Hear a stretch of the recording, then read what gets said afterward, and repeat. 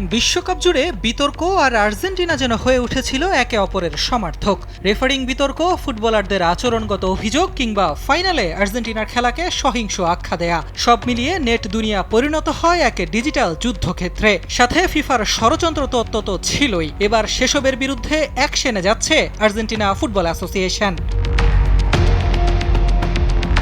বিখ্যাত আর্জেন্টাইন গণমাধ্যম লা নাসিওন জানাচ্ছে, মেসি আলভারেজদের ভাবমূর্তি ক্ষুণ্ণ করার অপরাধে বিশাল আকারের আইনি লড়াইয়ের প্রস্তুতি নিচ্ছে এএফএ।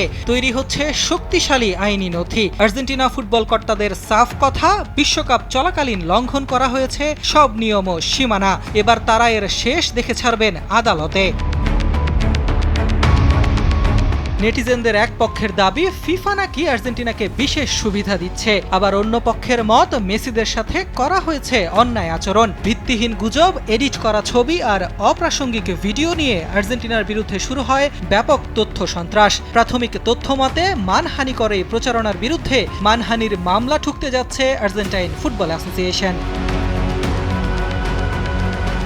আর এই মামলায় ছাড় পাবে না কেউই। গণমাধ্যমের বড় বড় পরিচিত মুখ থেকে শুরু করে ইনস্টাগ্রাম বা টিকটকের প্রভাবশালীদেরও কড়া নজরদারিতে রাখা হয়েছে। সবচেয়ে চমকপ্রদ বিষয় হলো, যারা এই ভুয়া ও মানহানিকর তথ্যগুলো শেয়ার বা প্রচারে সাহায্য করেছেন, তাদের বিরুদ্ধেও হতে পারে মামলা। আইনজীবীরা এরই মধ্যে স্ক্রিনশট ও ভিডিওর মতো প্রমাণ জোগাড় করতে শুরু করেছেন।